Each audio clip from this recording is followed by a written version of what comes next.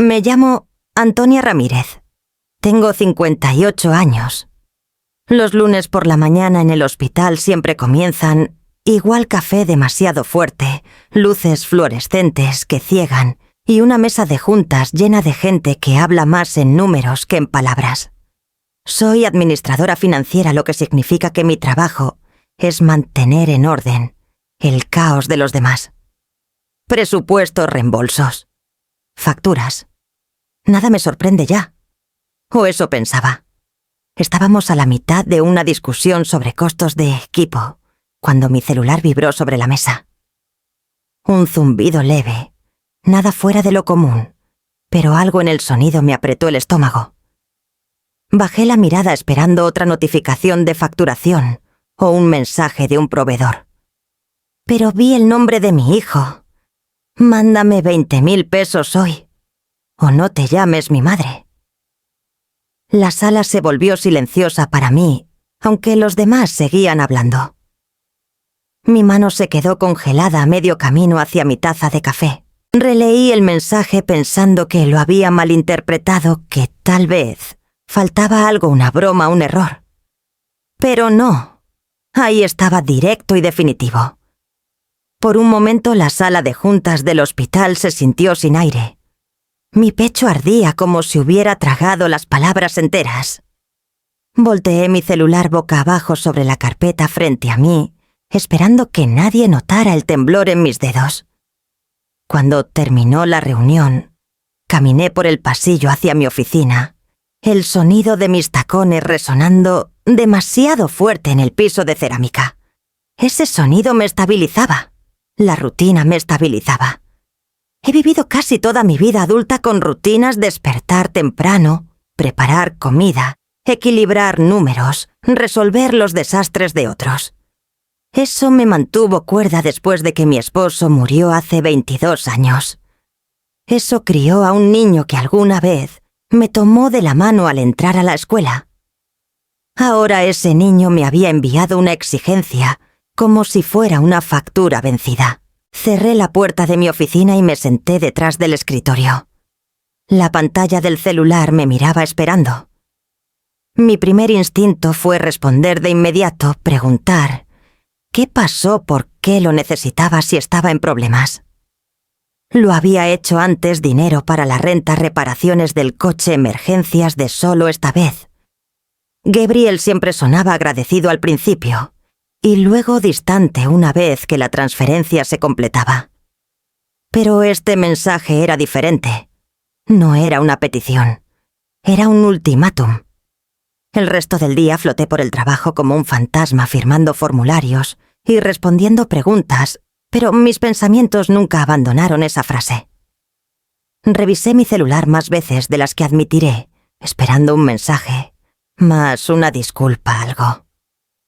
No llegó nada. Cuando manejé a casa, la ciudad de Guadalajara estaba gris por la llovizna. Las calles junto al río Lerma brillaban con las luces de los autos y vi mi reflejo en el parabrisas, ojos cansados, las arrugas de demasiados años cuidadosos. En un semáforo casi escribí: hablaremos después. Me detuve. No había nada de qué hablar todavía. Mi casa está en un barrio tranquilo al este de Zapopan, donde la gente aún saluda desde sus porches. He vivido ahí desde que Gabriel tenía 6 años. La luz del porche ha estado encendida casi todas las noches. Desde entonces, a veces por él, a veces por mí. Más hábito que esperanza. Abrí la puerta, me quité los zapatos y dejé mi bolso en la encimera. La casa olía ligeramente a lluvia y café molido. Calenté una lata de sopa, aunque apenas la probé. Cada pocos minutos tomaba el celular, iba al mensaje y lo miraba como si pudiera reescribirse solo. 20.000 pesos, dije en voz alta, mi voz débil contra el zumbido del refrigerador. ¿Para qué, Gabriel? Las paredes no respondieron. Me senté en la mesa de la cocina mucho después de que la sopa se enfrió, recordando todas las veces que me prometí dejar de enviar dinero. Cada vez la culpa ganaba. Cada vez me convencía de que él solo necesitaba tiempo, que era temporal. Pero esa noche se sentía diferente. Las palabras tenían peso, como si algo se hubiera roto limpiamente a través de la superficie que ambos fingíamos que seguía intacta. Afuera la lluvia se suavizó en una neblina. Caminé al porche y encendí la luz. El foco parpadeó una vez antes de estabilizarse en un círculo pálido que se extendía por los escalones. Me quedé ahí con el celular en la mano, la pantalla brillando débilmente en la oscuridad. El mensaje seguía ahí, simple y cruel. No respondí. Todavía no. Me quedé hasta que la calle se volvió silenciosa, hasta que la lluvia paró y el aire olía a cedro mojado. En algún lugar de la calle una puerta de auto se cerró y por un segundo pensé que vi la silueta de Gabriel alto e inquieto, como se veía antes de irse a la universidad hace años. Pero la calle estaba vacía. Entrecerré la puerta con llave y dejé mi celular boca abajo en la mesa. Mañana, me dije, decidiría qué hacer. Cuando pienso en Gabriel no veo al hombre que envió ese mensaje. Veo al niño que se despertaba antes que yo los días de escuela, entrando a la cocina con calcetines disparejos, decidido a preparar café justo como me gustaba. Media cucharadita de azúcar, un chorrito de leche revuelto exactamente 6 veces, porque una vez me escuchó decir que los números pares hacían que las cosas se sintieran equilibradas. Era dulce entonces, tan dulce que otras mamás me detenían en el mercado para decirme: «Lo criaste bien, Antonia». Yo también lo creía. Lo creía cuando ayudaba a Squash, nuestra vecina mayor, a cargar las bolsas del mandado, cuando reparaba la puerta de mosquitero con cinta adhesiva, cuando me decía mami, mucho después de que sus amigos ya solo decían mamá. Tras el accidente de su padre, todo en la casa se sintió más silencioso hasta las paredes. Gabriel tenía 16 años, demasiado grande para llorar frente a sus amigos, pero lo suficientemente pequeño para necesitar que alguien arropara su dolor. No hablaba mucho ese verano. En cambio, arreglaba cosas: los escalones del porche, la luz parpadeante del pasillo, la bisagra de la puerta trasera. Trabajaba hasta el atardecer con los hombros temblando de esfuerzo, y cuando le decía que descansara respondía: «Estoy bien, ma. Solo no quiero que la casa se caiga a pedazos». Ninguno de los dos admitió que no hablaba realmente de la casa. Un año después se fue a la universidad en Guanajuato con una beca pequeña y una montaña de esperanzas. Recuerdo el día que desempacamos su dormitorio: 2 maletas, una lámpara de escritorio de segunda mano y una foto enmarcada de los 3 en su 10º cumpleaños. Me abrazó antes de que me fuera, un abrazo fuerte y sin palabras. Lloré todo el camino de regreso a casa, orgullosa y aterrada a partes iguales. Las llamadas comenzaron ese otoño. Primero eran cosas pequeñas: libros, cuotas de laboratorio, una laptop rota. Me decía que todos los padres ayudan a veces. Luego vinieron las más grandes. Subieron la colegiatura otra vez. Mi coche se descompuso. Solo necesito pasar los exámenes finales. Cada vez transfería el dinero antes de que terminara de explicar. Cada vez me sentía útil. Necesitada. Guardé cada recibo en una carpeta etiquetada «Apoyo universitario» y la archivé junto a la cuenta de luz, como si la responsabilidad pudiera organizarse así.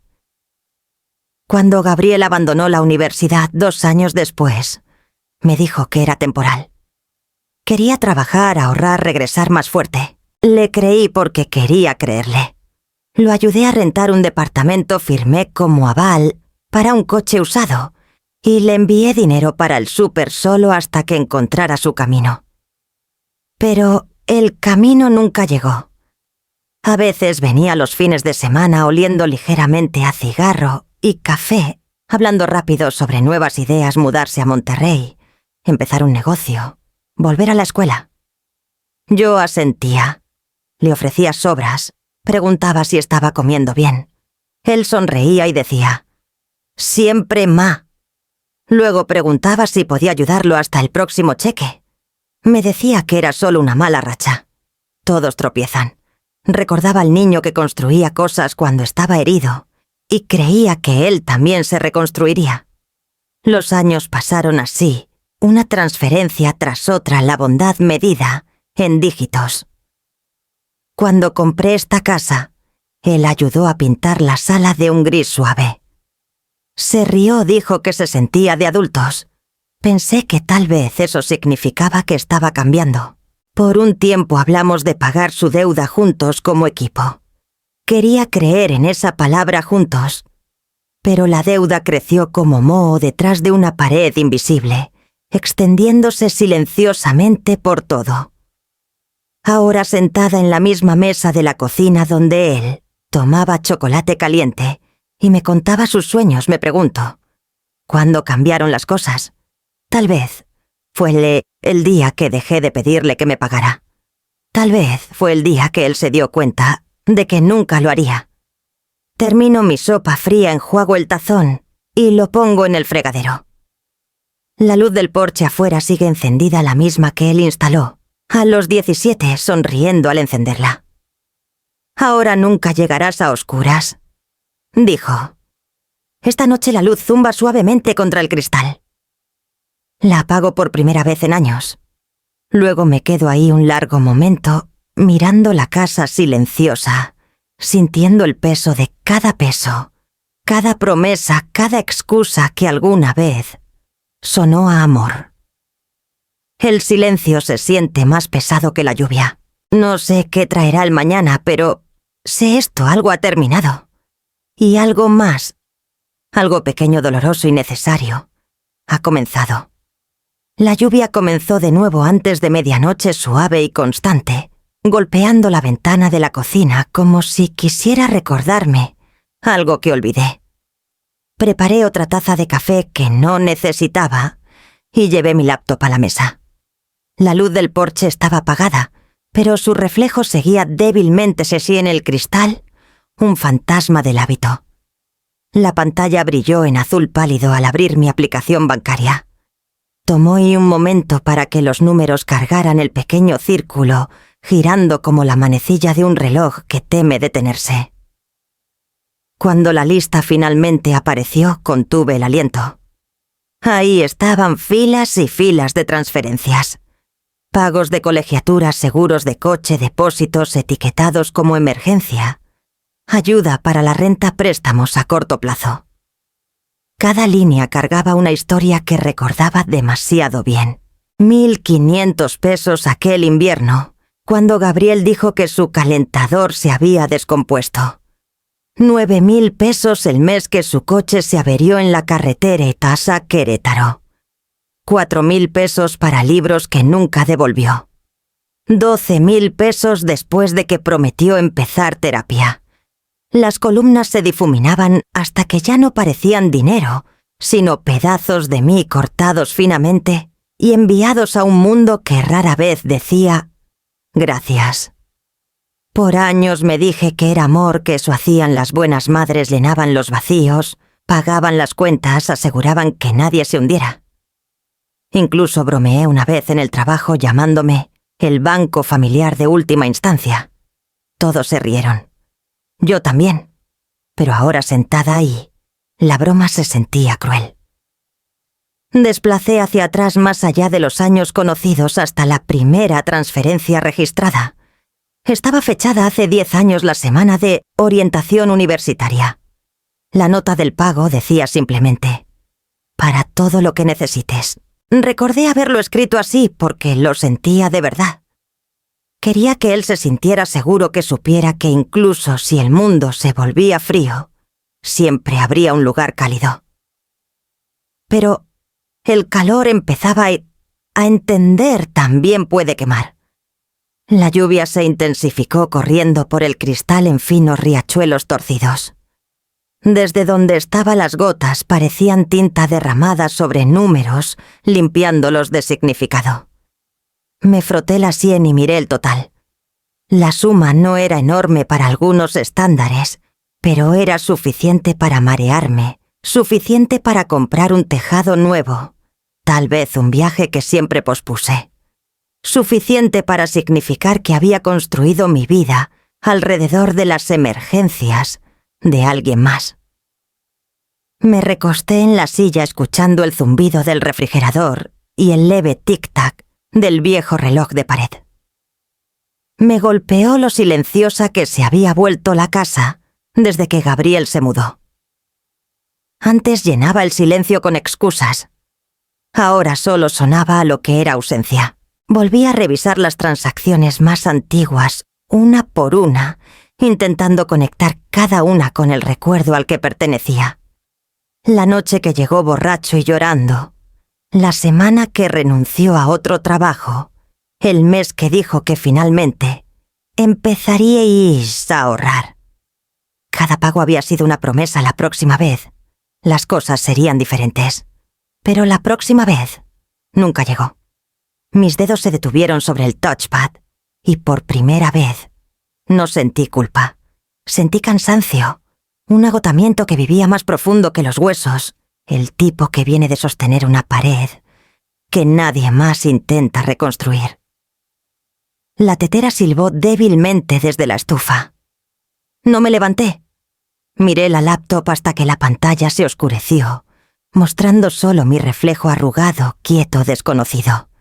Afuera la lluvia comenzó a disminuir, dejando rayas en el cristal, como los rastros de tinta de un registro finalmente cerrado. Alcancé la laptop, la cerré, y dejé que la oscuridad llenara la habitación. Por la mañana la lluvia había parado, pero el aire aún cargaba ese olor metálico que siempre sigue a una tormenta larga. Me quedé junto a la ventana de la cocina con mi celular en la mano, mirando el nombre en la pantalla. Gabriel Ramírez. Había escrito y borrado su número tantas veces a lo largo de los años que lo sabía de memoria aunque nunca lo necesité.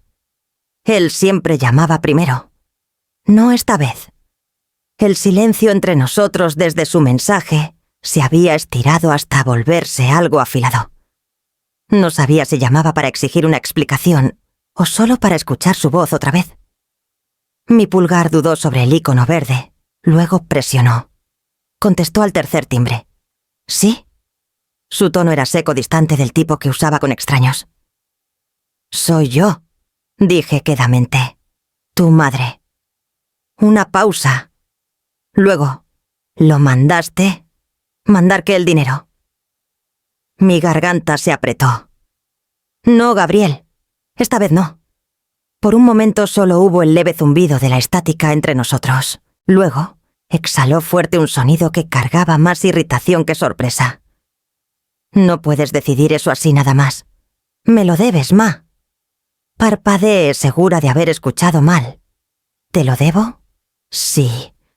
Después de que papá murió, ¿quién crees que mantuvo todo en pie? ¿Quién arregló la casa? ¿Quién trabajó turnos dobles para que tú pudieras conservar tu empleo? ¿Ya olvidaste quién cargó con quién?»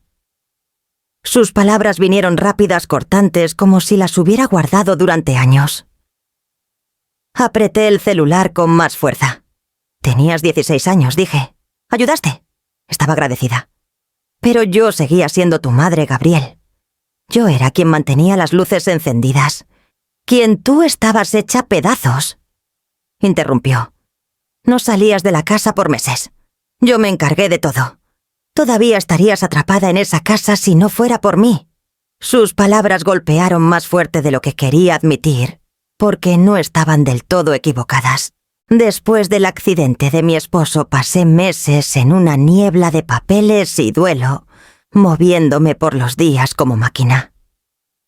Gabriel había sido quien arreglaba cosas, el porche, la reja, las cuentas que olvidaba pagar. Incluso aprendió a manejar antes para recoger el mandado. Le había dicho gracias 1000 veces, cada una otro hilo en la cuerda que nos unía. Pero en algún momento, esos agradecimientos se convirtieron en permiso. «Gabriel», dije con cuidado, «ayudar a tu familia no significa que te deban de por vida». Se rió corto y amargo. «Siempre tuerces las cosas. No tendrías nada si no fuera por mí. todavía estarías endeudada. Todavía estarías llorando por papá todas las noches. Cerré los ojos. La vieja culpa resurgió espesa y familiar. Hubo noches mucho después de que él se iba a dormir, en las que me sentaba en la sala oscura y lloraba en silencio, en un trapo de cocina para que no me oyera. Tal vez lo hizo. Tal vez ahí empezó a creer que necesitaba que me salvaran. «No entiendes», dijo bajando la voz. «No estoy pidiendo mucho. 20.000 pesos, ma. Eso no es nada comparado con lo que me debes». Algo dentro de mí se endureció, no exactamente enojo, sino una especie de claridad final. No dije suavemente: «No te debo nada, Gabriel. Te quise. Todavía te quiero. Pero el amor no es una deuda». Se quedó en silencio otra vez y por un segundo pensé que la llamada se había cortado. Luego murmuró: «Te vas a arrepentir». La línea se cortó. Miré el celular por un largo rato, la pantalla oscureciéndose hasta que mi reflejo apareció en el cristal. La expresión en mi rostro me sorprendió. No era duelo esta vez, sino algo más firme. Afuera un rayo de sol rompió entre las nubes esparciéndose por el camino mojado. Había pasado tanto tiempo desde que vi esa luz sin preguntarme a quién tenía que pagarle por ella. Dejé el celular en la encimera, el aire aún vibrando débilmente con su voz. Por primera vez en años no alcancé mi cartera. El sueño no llegaba. Me acosté con el celular brillando débilmente en la mesita de noche, su luz pintando una línea fría en el techo. La casa estaba silenciosa salvo por el zumbido constante del refrigerador en el pasillo y la lluvia goteando desde las canaletas afuera. Mi mente no paraba de repetir su voz afilada acusadora, aún la de mi hijo, pero vaciada por algo más frío.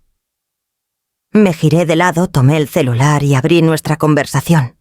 El desplazamiento parecía infinito. Años de charlas y gratitud entrelazados con exigencias. «Gracias, ma, eres la mejor. ¿Puedes mandar un poco más este mes?» Cada mensaje comenzaba con cariño y terminaba con necesidad. Siempre había respondido. A veces con palabras, a veces con dinero. Siempre con consuelo. «Está bien, pequeño. No te preocupes. Lo superarás». Ahora veía cómo esa frase se había convertido en un hechizo, uno que lancé sobre ambos para ocultar la verdad. Tenía tanto miedo de ser la razón de su fracaso que me convertí en la razón por la que nunca tuvo que intentarlo. Desplacé hacia atrás a mensajes de cuando estaba en la universidad. Su tono era diferente entonces, más ligero, casi tímido. Saqué 10 en mi ensayo. Hice un nuevo amigo. «Te extraño, ma». Sonreí al leerlos y por un segundo el dolor se suavizó. Pero no duró. El siguiente mensaje era otra petición, otro pequeño retiro de lo que aún quedaba entre nosotros. El celular vibró en mi mano. Un nuevo mensaje apareció. «Mañana vamos a hablar de esto. Sin disculpas, sin calor, solo una declaración». Miré las palabras hasta que se difuminaron. Dejé el celular boca abajo en el edredón y me senté. El aire estaba fresco, del tipo que se cuela en tus huesos cuando tu corazón ya está cansado. Caminé a la ventana, aparté la cortina y miré la calle silenciosa. La luz del porche seguía apagada, pero el reflejo de la lluvia brillaba en el pavimento como hilos de plata. Por tanto tiempo había vivido para la siguiente llamada, el siguiente mensaje, la siguiente crisis que arreglar. Esa noche a las 2 de la mañana me di cuenta de que no podía seguir haciéndolo. La culpa que me había guiado por décadas se había convertido en algo más pesado, algo que tenía sus manos alrededor de nuestras gargantas. Susurré la palabra antes de saber que la había dicho. «Basta». El sonido fue suave, pero se sintió como lo primero verdadero que había dicho en años. Me alejé de la ventana y dejé que la oscuridad se asentara, no como amenaza esta vez, sino como una especie de piedad.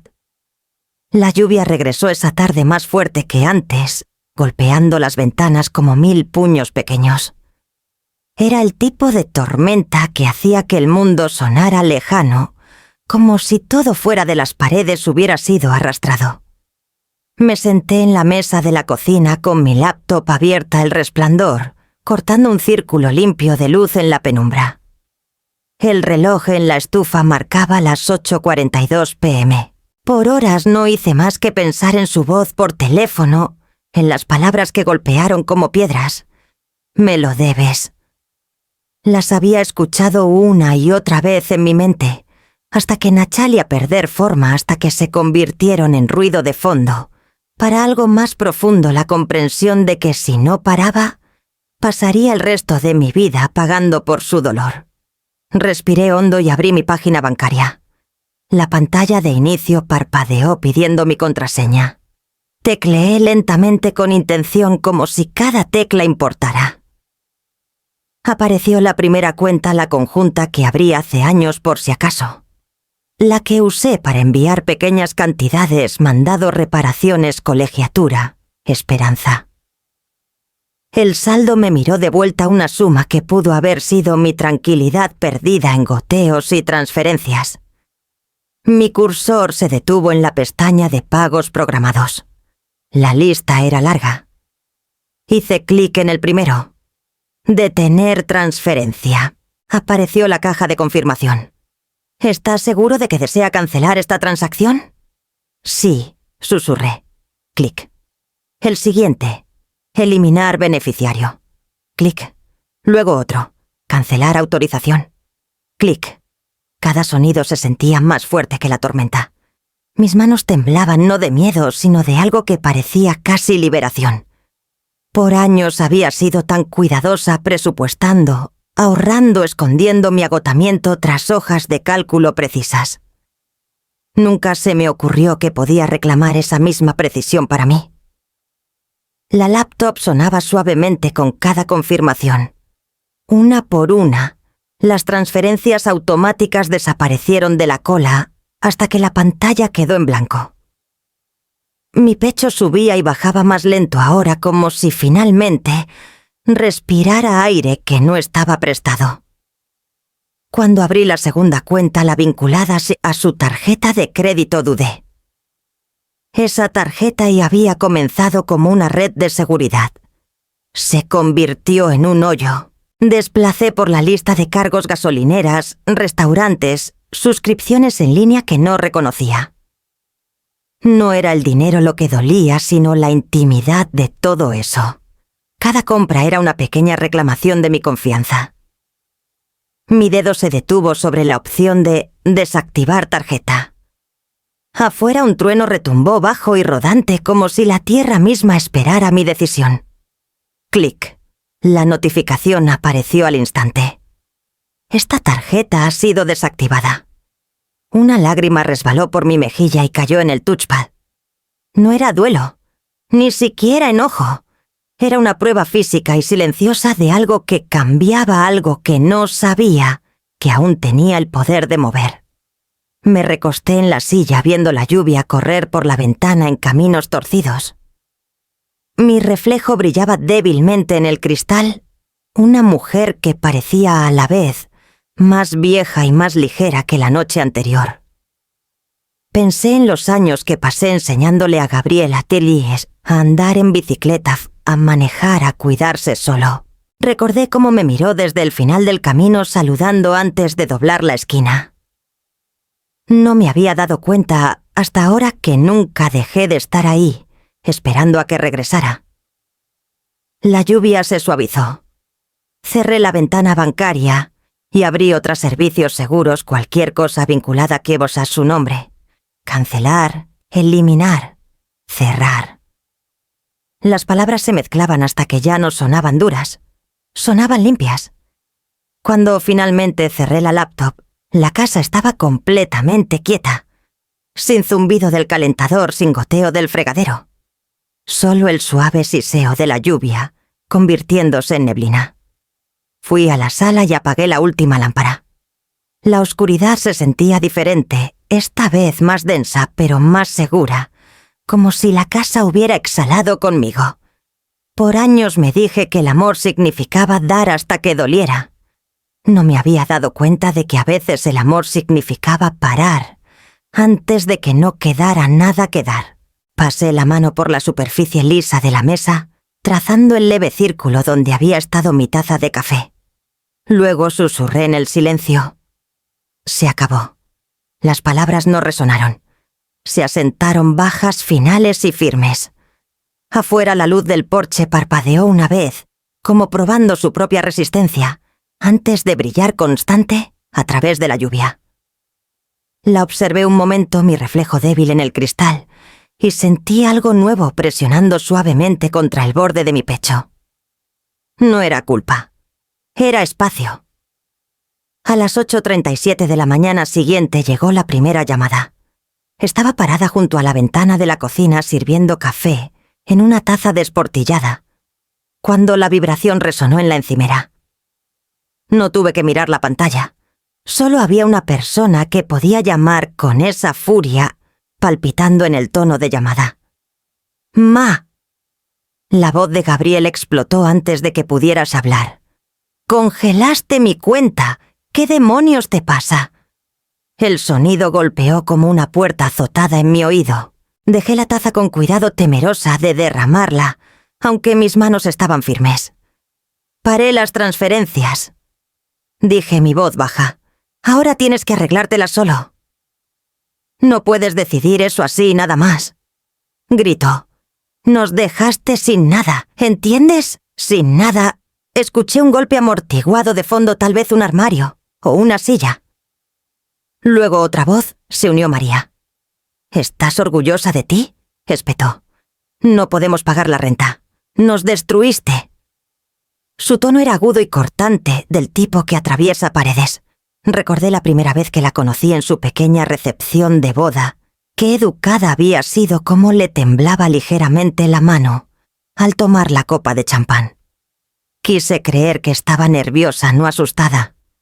Ahora su enojo llenaba el espacio entre nosotras. No respondí. No podía. Las palabras tenían peso, pero ya no eran mías para cargarlas. Gabriel retomó el teléfono. «Siempre hablas de amor de familia. ¿Qué clase de madre corta las tetas a su propio hijo?» La pregunta quedó flotando, resonando.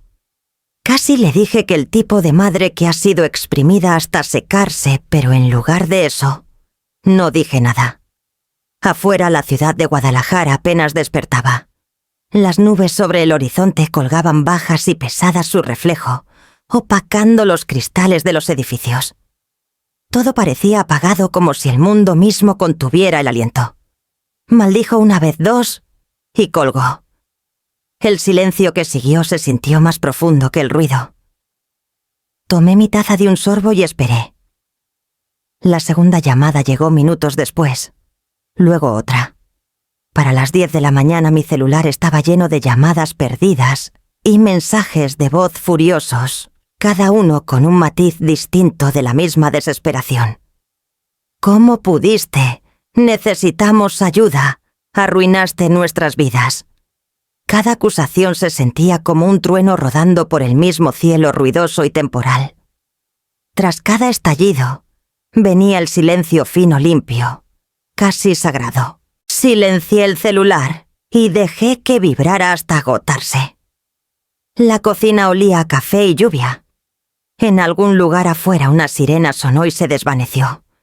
Por primera vez en años no alcancé mi cartera ni mis contraseñas. No corrí a arreglar nada. Me quedé ahí viendo la llovizna trazar caminos en el cristal, pequeños ríos, llevándose el polvo. Cuando el celular dejó de sonar, el silencio no se sentía vacío. Se sentía ganado. Exhalé y miré hacia el horizonte gris firme, sin cambios, imperturbable por la tormenta que acababa de cruzar mi mañana. La notificación llegó justo antes del almuerzo mientras revisaba formularios de reembolsos en mi escritorio. Un pequeño icono rojo parpadeó en mi celular del tipo reservado para cosas que no pueden esperar. Alerta bancaria. Retiro inusual. 75.000 pesos. Por un momento solo lo miré medio convencida de que había leído mal el número. Había cerrado todo, cada pago automático, cada tarjeta vinculada. No debería haber forma, pero ahí estaban los números claros y seguros, un nuevo moretón formándose sobre una piel ya herida. Guardé el celular en mi bolsillo y caminé por el pasillo. Los corredores del hospital eran su habitual torbellino de azules apagados y pasos apresurados, pero todo se sentía más nítido. El eco de los zapatos, el leve olor a saticita antiséptico en el aire, el sonido de mi propio latido. El departamento legal estaba en una esquina tranquila detrás de puertas dobles de cristal.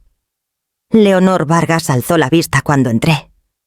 Era más joven que yo por al menos 20 años, enérgica y brillante, el tipo de mujer que siempre lleva 3 plumas y recuerda cómo toma café cada quien. Había trabajado con ella durante años compartiendo sonrisas corteses y actualizaciones breves sobre presupuestos, nada más personal que eso. Pero cuando vio mi rostro su expresión se suavizó. ¿Estás bien? ¿Tienes unos minutos?, pregunté. Claro. Cerré la puerta detrás de mí y le entregué mi celular. Alguien retiró 75.000 pesos de una cuenta conjunta que pensé que había cerrado. Frunció el ceño revisando la alerta. ¿Tienes el número de cuenta? Asentí y lo recité de memoria. Tecleó rápido abriendo su propia pantalla. El suave golpeteo de su teclado llenó el silencio. Tras un minuto su frente se arrugó. «Esta cuenta sigue activa», dijo quedamente. «Parece que ha habido actividad constante durante meses, transferencias, grandes pagos de tarjeta de crédito, incluso un préstamo para un coche». Sentí un pulso hueco en mis sienes. «¿Me puedes mostrar?». Leonor giró el monitor hacia mí. Aparecieron filas de transacciones, nombres de emisores, de tarjetas, compañías de financiamiento automotriz, una agencia de viajes, una boutique que no reconocía, y luego algo que hizo que la habitación se inclinara ligeramente. Consulta hipotecaria. Aprobación pendiente. Me aferré al borde de su escritorio. Hipoteca. Parece que alguien usó tu nombre como aval, dijo con cuidado. No puedo ver los detalles desde aquí, pero deberías llamar a la división de fraudes de tu banco de inmediato. Por un momento ninguna habló. El aire se sentía pesado como el instante antes de que estalle una tormenta. Leonor se inclinó hacia atrás entrecerrando los ojos mientras desplazaba más. «Antonia, esto no es apoyo familiar. Esto es abuso financiero». Las palabras cayeron con una extraña precisión. No enojo, no acusación, solo verdad clara e innegable. Miré la pantalla, la vida que había estado financiando sin permiso. Los restaurantes, las tiendas de ropa, las pequeñas cosas brillantes, que no tenían nada que ver con renta o comida. Cada línea era un recordatorio de cada vez que dije solo esta vez. Mi garganta se apretó, pero logré preguntar: ¿puedes imprimir todo? Leonor asintió y dio la orden. La impresora zumbó suavemente en la esquina, escupiendo páginas que olían ligeramente a tóner y finalidad. Cuando me las entregó, el peso del papel se sentía más pesado de lo que debería. «Gracias», dije quedamente. «Dudo. ¿Quieres que te ayude a reportarlo?» Aún no, dije. Primero necesito verlo todo. Mientras regresaba a mi oficina, las páginas presionaban contra mi pecho. El aire fuera de la ventana se había oscurecido. La lluvia se acumulaba en el cristal deslizándose en rayas largas y desiguales. Pensé en la noche que dije basta y me di cuenta de que tal vez la palabra finalmente estaba funcionando. De vuelta en mi oficina, los papeles yacían en el escritorio, como una pila de pequeños desastres educados. La luz fluorescente arriba zumbaba débilmente constante e indiferente, mientras yo me quedaba mirando la página superior. El total estaba al final de la última columna, escrito en una fuente negra pulcra que no parecía capaz de crueldad. 1.220.000 pesos retirados en 6 años. Tracé el número con la yema del dedo lento, incrédula. Sabía que sería malo, pero verlo recopilado y etiquetado era otra cosa. Cada cifra cargaba un recuerdo el mes que trabajé horas extras para cubrir una emergencia temporal, la Navidad que cancelé un viaje, porque él necesitaba un coche nuevo, el orgullo silencioso que sentía cada vez que le decía a alguien que ayudabas a mi hijo a salir adelante. Había construido mi identidad alrededor de esos sacrificios, ladrillo por ladrillo. Cuanto más miraba, menos significaban los números. Se difuminaban en historias, en fragmentos de amor y excusas, hasta que una línea captó mi atención. Firma de autorización. A. Ramírez. 2 firmas lado a lado, la suya y la mía. Por un momento no pude respirar. Mi letra curvada, como siempre paciente y cuidadosa. La suya junto a ella, rápida, inclinada, descuidada. Ese era él. Incluso su firma cargaba una especie de urgencia, como si el mundo le debiera tiempo. El papel tembló ligeramente al levantarlo. La tinta se corrió en una esquina, donde cayó una lágrima antes de que me diera cuenta de que estaba llorando. La traición no se sentía ruidosa ni dramática. Se sentía privada, como algo que debería haber quedado entre nosotros. Me limpié la mejilla y volví a mirar la línea con su nombre. Gabriel Ramírez. El niño que solía traerme tostadas quemadas en el Día de las Madres, que una vez prometió llevarme a Italia cuando triunfara. El niño que había convertido mi confianza en moneda. La impresora aún olía ligeramente a calor y tóner, un aroma extrañamente agudo en el aire. Apilé las páginas con cuidado, alineando los bordes, como si el orden pudiera restaurar lo que había perdido. Aún no había enojo. Solo un silencio hueco que se hundía profundamente en mí. Doblé la primera página una vez, luego otra, deslizándola en la carpeta que guardaba para registros fiscales. Mis manos se movían automáticamente, como si lo hubieran hecho 1000 veces, antes organizando, conteniendo, sobreviviendo. Afuera la lluvia había parado. La luz sobre Guadalajara se había transformado el gris, diluyéndose en un azul pálido e incierto. Me senté un largo rato, la carpeta en mi regazo, los bordes del papel fríos contra mi piel. Todo estaba ahí ahora. Cada verdad, cada línea, cada nombre que alguna vez significó seguridad.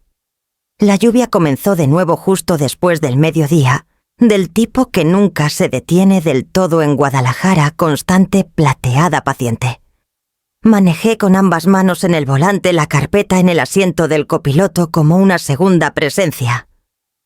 De vez en cuando se deslizaba ligeramente con el movimiento del coche, y yo la estabilizaba como si estuviera viva, frágil, algo que podría romperse si no lo sostenía en su lugar. La calle Hidalgo se extendía ante mí en cintas grises suaves, bordeada de cerezos ya cargados de flores rosa pálido. Sus pétalos se pegaban al pavimento mojado, acumulándose en los bordes como pequeños montones de primavera olvidada. Era un barrio hermoso, tranquilo, caro, demasiado pulido para alguien que alguna vez rogó por dinero para la renta. Estacioné frente a una casa estilo artesanal con una puerta azul y setos perfectamente recortados. A través del parabrisas empañado por la lluvia, podía ver una cámara de timbre inteligente brillando débilmente junto a la manija. Gabriel no había contestado mis llamadas desde la última explosión de mensajes de voz, pero sabía que estaría en casa. Salí del coche, carpeta bajo mi abrigo, y caminé por el sendero.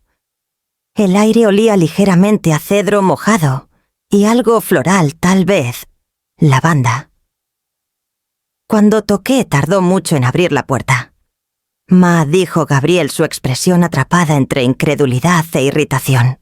Parecía más viejo de lo que recordaba, aunque no mucho, ojos cansados, mandíbulas sin afeitar, una energía inquieta zumbando bajo su piel. ¿Puedo entrar?, pregunté. Dudó lo suficiente como para que fuera un insulto. Luego se hizo a un lado.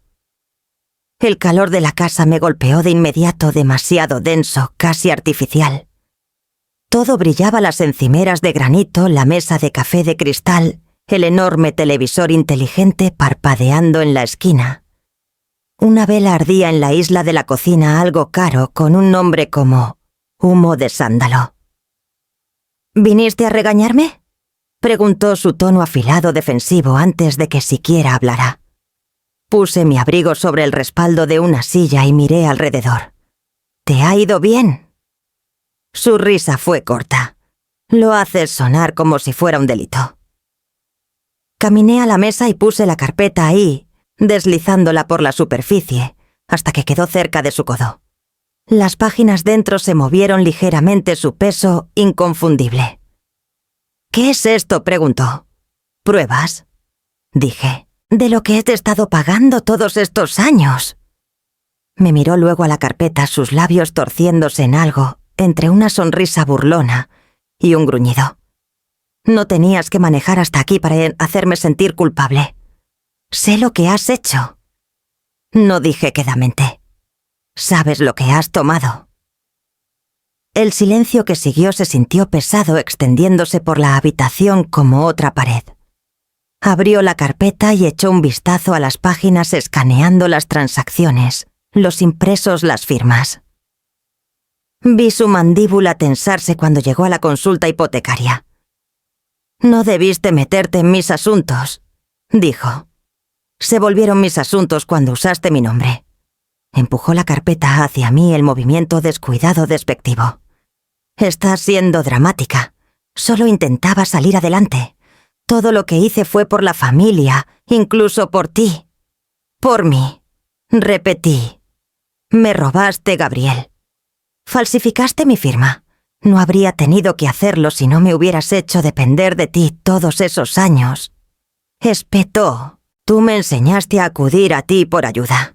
No finjas que no te gustaba». Sus palabras golpearon profundo, no porque fueran crueles, sino porque había un grano torcido de verdad en ellas. Había querido ser necesitada. Había confundido dependencia con amor. Cruzó los brazos fulminándome con la mirada.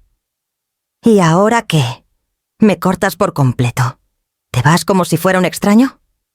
Respiré lento. No dije. Vine a cerrar la cuenta y la historia. Frunció el ceño sin entender. «No soy tu prestamista, Gabriel. Soy tu madre. Eso es todo lo que me queda por ser». El sonido de la lluvia llenó la habitación, un tamborileo suave contra las ventanas. No respondió. Tomé mi abrigo, levanté la carpeta y caminé a la puerta. Al salir, el aire se sintió más ligero, la lluvia más fresca en mi piel. Detrás de mí la casa se alzaba silenciosa, su luz derramándose por los escalones mojados. No miré atrás. Los pétalos de los cerezos se pegaban a mis zapatos mientras caminaba al coche, pálidos y silenciosos como papel. Estaba casi en la puerta cuando una voz me detuvo. «Espera». María estaba en el pasillo, los brazos cruzados sobre el pecho, su expresión tensa y brillante de enojo. Aún llevaba su uniforme de enfermera azul pálido bajo la cálida luz de la cocina, pero no había nada suave en su rostro. «Él está haciendo lo mejor que puede», dijo su voz, temblando lo justo para delatar cansancio bajo la furia. «No entiendes cómo ha sido.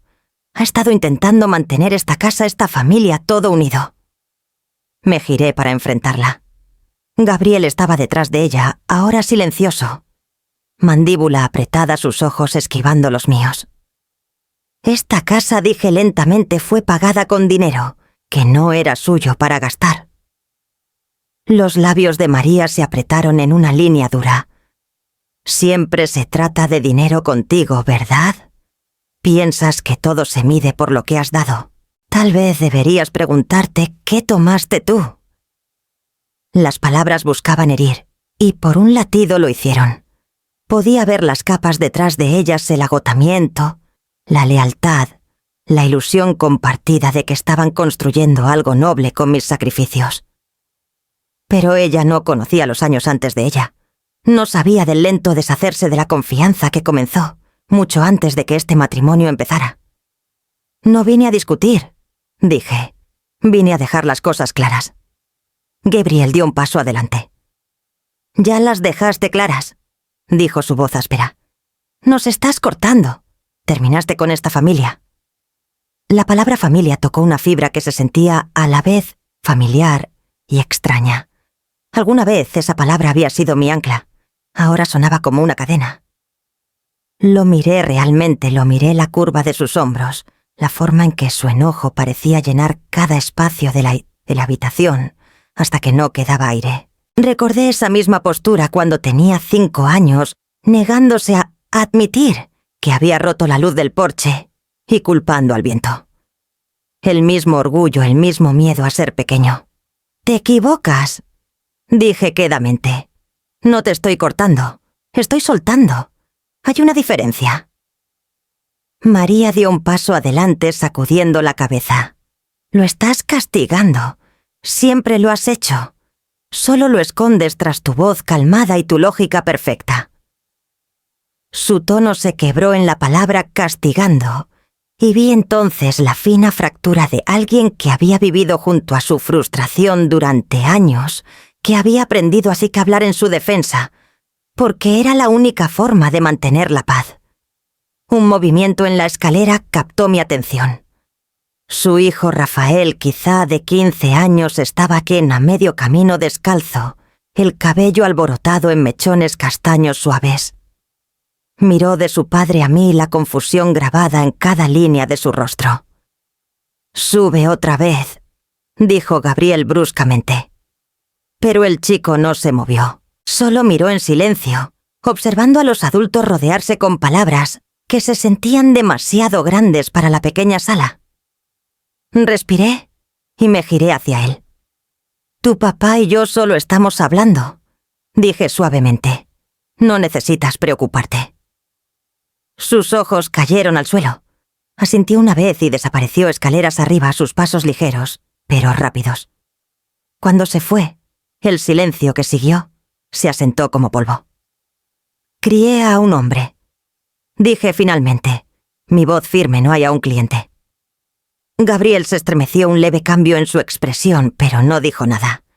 Los hombros de María se hundieron, el enojo disolviéndose en algo más pesado. Tal vez resignación.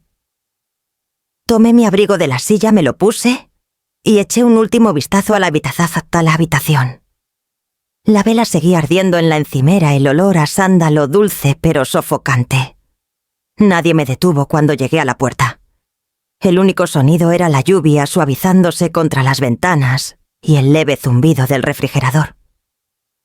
Salí cerrando la puerta con cuidado. El aire era fresco, limpio y silencioso.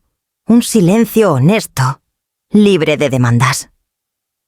El silencio que me siguió por el sendero se sentía más pesado que los gritos, pero finalmente era mío. La lluvia se había suavizado en una neblina fina para cuando llegué al coche. Me senté tras el volante un momento, mis manos descansando en el volante, respirando el leve olor a tapicería mojada. La luz del porche de la casa de Gabriel brillaba débilmente por el retrovisor, un orbe pequeño y tembloroso detrás de mí. Luego encendí el motor y me alejé. Guadalajara pasó en ráfagas suaves de color, letreros de neón, faros, reflejos difuminados en el asfalto mojado. Cada semáforo en rojo parecía durar demasiado el mundo, conteniendo el aliento entre una decisión y la siguiente. Mantuve la radio apagada. El silencio era más limpio. En la primera intersección mi celular vibró en el asiento del copiloto. Luego, otra vez y otra. La pantalla se encendía una y otra vez. El nombre de Gabriel. Luego el de María. luego un número desconocido que solo podía ser de un teléfono prestado. Lo dejé sonar. Para cuando llegué al puente sobre el río Lerma, dejé de mirar la pantalla. El río abajo brillaba bajo las luces de la ciudad, negro e inquieto, cargando el reflejo de todo lo que estaba arriba. Me detuve un momento y miré el agua a los limpiaparabrisas, marcando un ritmo constante. El celular seguía vibrando urgente y pequeño como un pájaro atrapado. Lo tomé, abrí la lista de contactos y desplacé. Mi pulgar dudó solo un segundo antes de presionar el primer nombre. Bloquear este contacto. Apareció la confirmación. Presioné sí. Luego el siguiente. Y el siguiente. Cada nombre desaparecía silenciosamente sin ceremonia, hasta que la lista quedó limpia otra vez. Cuando terminé, dejé el celular boca abajo en el asiento del copiloto. No se movió. La ciudad se extendía adelante brillando débilmente en la llovizna. Los faroles relucían en los charcos como constelaciones fracturadas, y por primera vez en años no había nadie exigiendo mi atención al otro lado de una pantalla. Manejé el resto del camino a casa con las ventanas entreabiertas, dejando entrar el aire húmedo. Olía a tierra, lluvia y algo ligeramente eléctrico. Cuando giré hacia mi calle, las casas estaban oscuras excepto la mía. Estacioné, apagué el motor y escuché el tic-tac del metal enfriándose. El silencio era pleno, pero no pesado. Llenaba cada rincón del coche tranquilo pero vivo, como si la noche misma hubiera estado esperando que yo le diera espacio. Pasaron 3 semanas sin una palabra. El silencio se volvió su propio tipo de clima constante, frío al principio, luego extrañamente calmado. Pasé los días trabajando, caminando por el sendero junto al río Lerma, detrás de mi casa, dejando que el tiempo suavizara los bordes de todo lo afilado. Las noches eran largas, pero no insoportables. A veces me sorprendía esperando que el celular se encendiera de nuevo, pero nunca lo hacía. Era jueves cuando escuché el golpe en la puerta. No esperabas a nadie. El sonido me sobresaltó, no fuerte, pero deliberado, 3 golpes apagados contra la madera. Cuando abrí la puerta, Gabriel estaba ahí. Se veía más pequeño de alguna manera, aunque no había perdido peso. Su ropa colgaba mal arrugada y húmeda por la llovizna. Sus ojos estaban inyectados de sangre, enmarcados por un cansancio que lo hacía parecer a la vez más viejo e imposiblemente joven. Por un largo momento ninguno habló. Ma dijo finalmente, su voz quebrándose en la palabra. «Me destruiste». Di un paso atrás ligeramente, dejando que el aire empapado de lluvia se deslizara entre nosotros. No, dije suavemente. Dejé de destruirme a mí misma. Parpadeó como si la frase no tuviera sentido. Luego su rostro se torció, el dolor y el enojo anudados juntos. No entiendes lo que hiciste. Lo arruinaste todo. La casa, el coche, mi crédito se fueron. Me quedé junto a la puerta, una mano en el marco. Nunca fueron tuyos para construir, Gabriel. Usaste mi nombre, mi dinero. Todo lo que hice fue detener la hemorragia. Sacudió la cabeza, paseándose justo más allá del umbral, los zapatos mojados dejando pequeñas huellas oscuras en el tapete de bienvenida. Piensas que eres tan noble, pero no solo me heriste a mí, heriste a todos. María se fue. Se llevó a Rafael a casa de su madre. Dijo que no puede vivir así. Las palabras golpearon más fuerte de lo que esperaba. Nunca me gustó lo cortante de María, pero no le había deseado esto ni a su hijo. Lo siento, dije quedamente. De verdad lo siento. Pero esto no es algo que pueda arreglar por ti. Dejó de pasearse, sus hombros cayendo. Se suponía que estabas de mi lado. Susurró. Eso hacen los padres.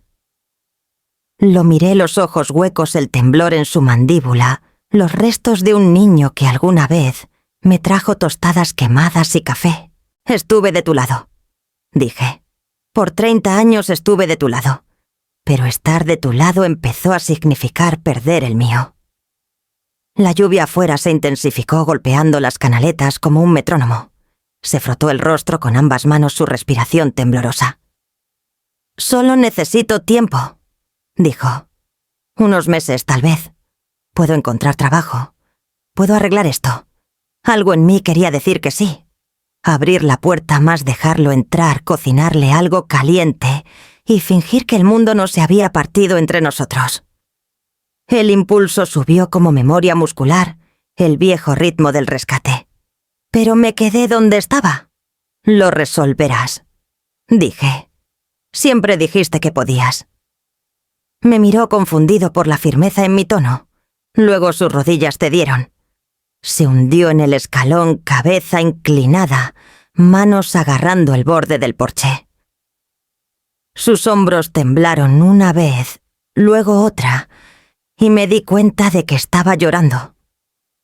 No me moví para consolarlo, no por crueldad, sino porque finalmente entendí que el consuelo no era lo que necesitaba.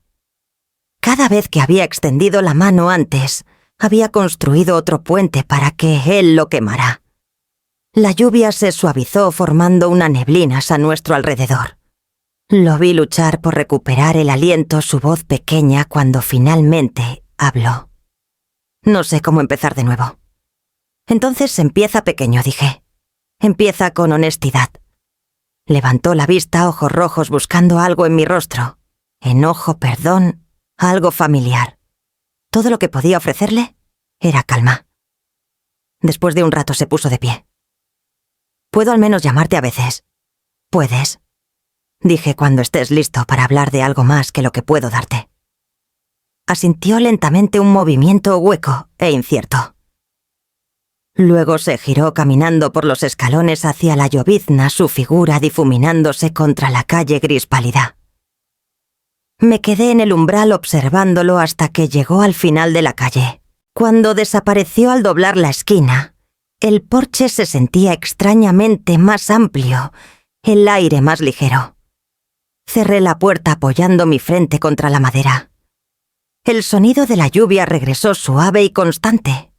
En algún lugar de ese ritmo, sentí tanto el dolor de la pérdida como el pulso silencioso de la libertad. Dos notas de la misma canción, finalmente en sintonía. Era principios de marzo cuando la noticia me llegó. Estaba trayendo las compras del coche cuando mi vecina, la señora López, me llamó desde su porche. Era la mujer amable que siempre notaba cosas, correo acumulado en el buzón, un bote de basura perdido, un coche extra estacionado en la calle. Antonia dijo acercándose con sus zapatos de jardín. «Vi algo que podría preocuparte. Hay un aviso de embargo en esa casa azul en la calle Hidalgo. No es la casa de tu hijo». La palabra embargo quedó suspendida en el aire, pesada como la lluvia antes de una tormenta. Le agradecí, logré una sonrisa y llevé la última bolsa adentro. Mis manos temblaban mientras guardaba la leche y el pan. La puerta del refrigerador se cerró con un sonido hueco, y el silencio que siguió se sentía como una respuesta que ya sabía que venía. Esa tarde manejé a la calle Hidalgo. Los cerezos apenas comenzaban a florecer otra vez, pétalos pálidos como humo. La misma casa estaba en la esquina, la pintura azul, un poco más opaca ahora. Una hoja de papel estaba pegada a la puerta principal, los bordes amarillos ondeando en el viento. Incluso desde el coche podía distinguir las letras negras, en negrita aviso de embargo. Estacioné un poco más adelante, fuera de la vista. La lluvia había parado, pero el aire aún cargaba el frío de algo que terminaba. A través de la gran ventana de la sala vi luz, un resplandor suave e irregular, que alcanzaba solo la mitad del piso. Gabriel estaba dentro, sentado con las piernas cruzadas en la alfombra. Rafael estaba a su lado, la cabeza del chico descansando contra el pecho de su padre. No hablaban. Los brazos de Gabriel rodeaban a su hijo apretados pero frágiles como alguien sosteniendo algo que ya se le escapaba. Los observé desde el coche, el motor apagado, las manos cruzadas en mi regazo. Por un momento los años se plegaron sobre sí mismos.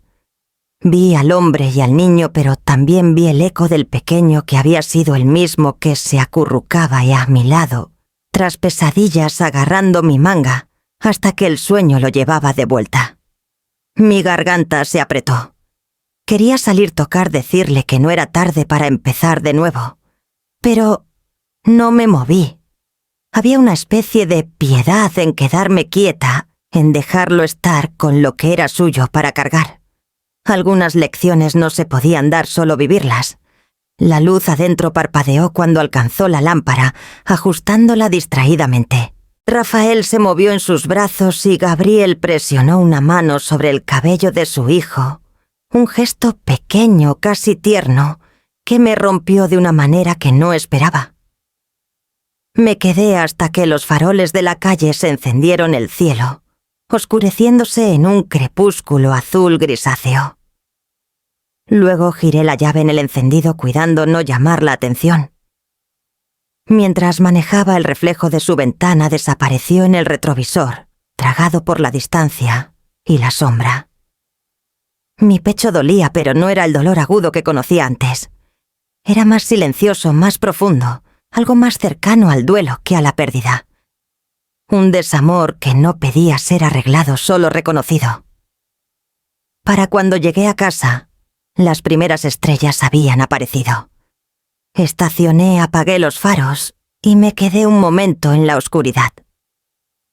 En algún lugar dentro de mí, el dolor se asentó en quietud como una piedra descansando en el fondo de un río, pesada e inmóvil, pero llanos y hundiéndose. La primera vez que entré a la oficina de la terapeuta, casi me di la vuelta. La sala era demasiado calma, demasiado luminosa. La luz del sol entrando por cortinas de gasa, sillas suaves, dispuestas en una simetría paciente.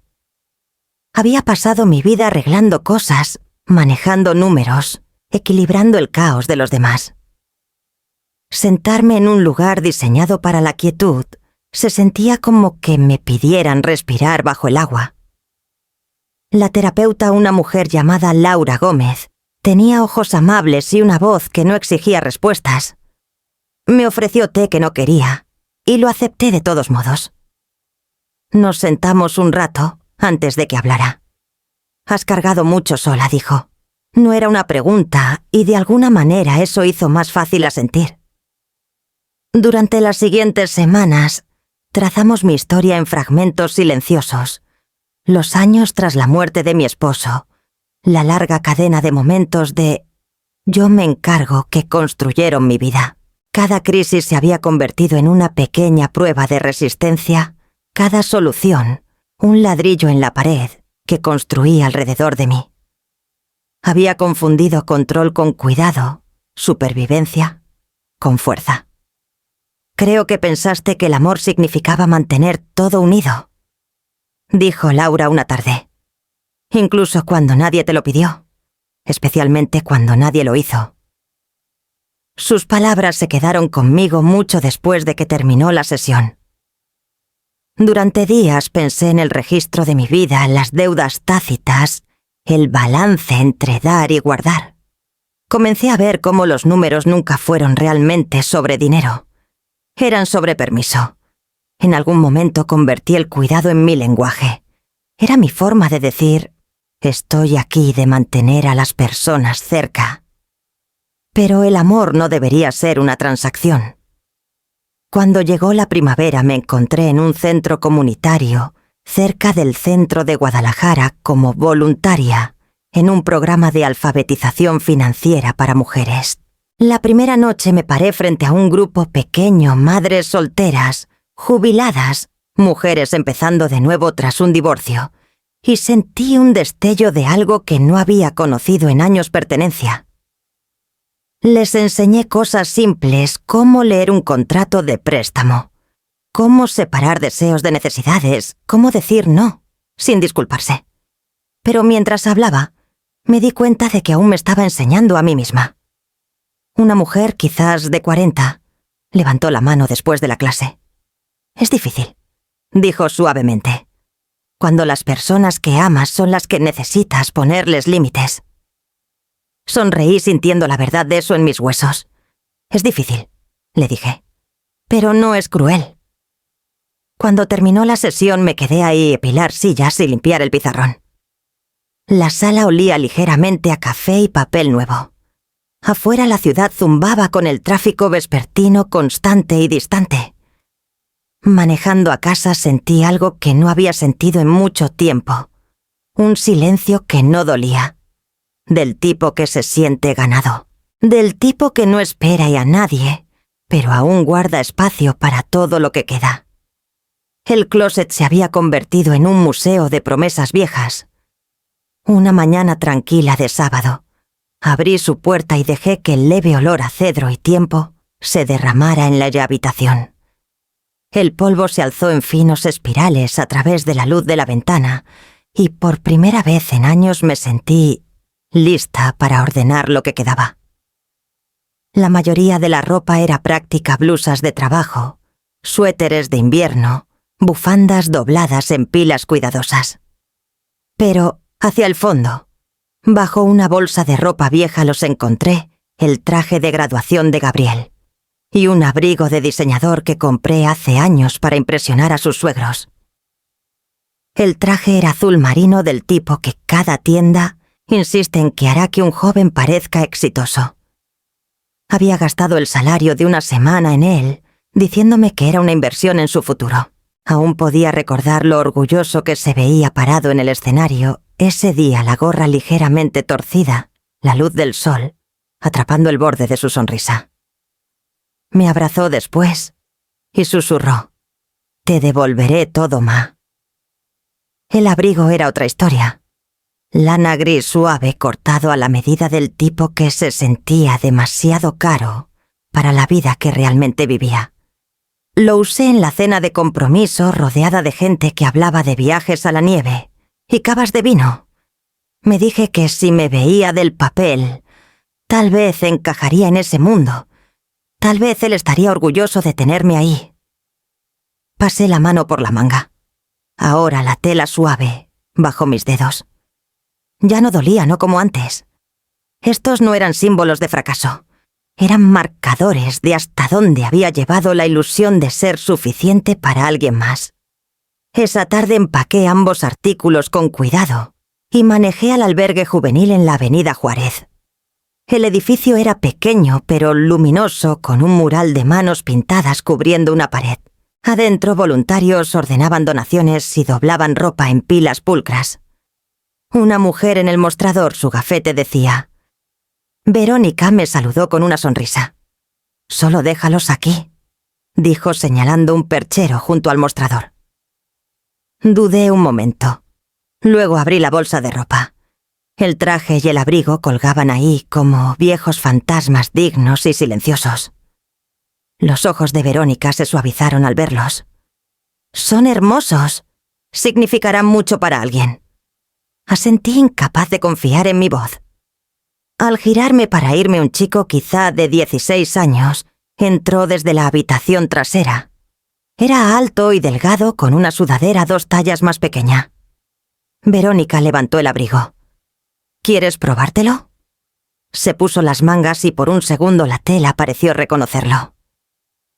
Miró hacia abajo, jaló los botones y luego sonrió amplia, genuina, sin reservas. El tipo de sonrisa que solo pertenece a alguien que se ve claramente por primera vez. Sentí un calor florecer silenciosamente en mi pecho. No tristeza, no nostalgia, sino algo más suave. El abrigo le quedaba perfecto.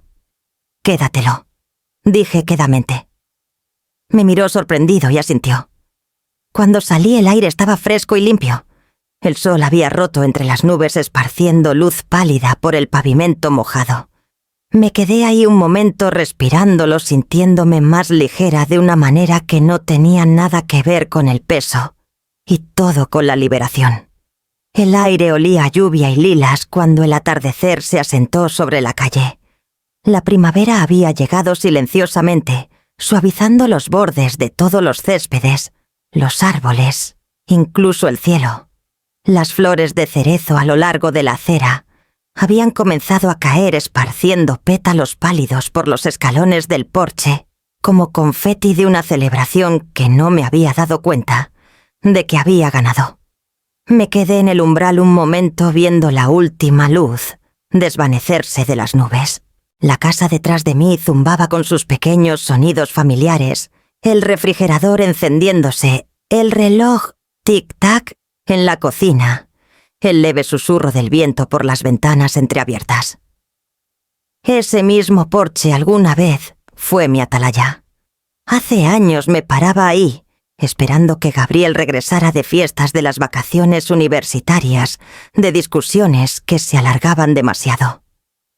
Cada vez dejaba la luz del porche encendida diciéndome que era por su seguridad. En verdad era por la mía. Era lo único que aún podía controlar la luz constante y firme cuando todo lo demás se deslizaba. Ahora, al alcanzar el interruptor, el metal se sentía fresco bajo mis dedos. El foco parpadeó una vez, luego brilló cálido y constante, proyectando un halo suave por el patio húmedo de lluvia. Susurré al aire vacío. Esta luz ya no es para esperar, es para la paz. Las palabras se sentían correctas, como si hubieran estado esperando dentro de mí durante años aguardando su momento. Pensé en mi esposo, quien instaló el foco él mismo hace décadas, murmurando que cada hogar necesita un faro. Sonreí al recuerdo cómo sus manos siempre olían ligeramente a cobre y jabón, cómo me miró cuando la luz se encendió por primera vez, orgulloso de algo tan simple. La lluvia comenzó de nuevo suave, esta vez, apenas más que una neblina. Se acumulaba en la baranda, en los bordes del cristal de la luz, en las puntas de mis dedos. No me moví para entrar. El aire era fresco pero amable, y por primera vez en lo que parecía una eternidad no estaba esperando una llamada, un mensaje o un golpe en la puerta. El celular en mi bolsillo permaneció silencioso, y ese silencio ya no me asustaba. Se sentía como espacio para respirar, para recordar, para empezar de nuevo. Miré la calle tranquila, los reflejos mojados de los faroles, extendiéndose por el pavimento, y respiré lento y profundo. Mi pecho se alzó con facilidad. No había peso presionándolo, no había dolor bajo el ritmo, o el éxito, solo el latido constante de algo aún vivo, aún abierto. La luz brilló inquebrantable como si siempre hubiera sabido para qué estaba destinada.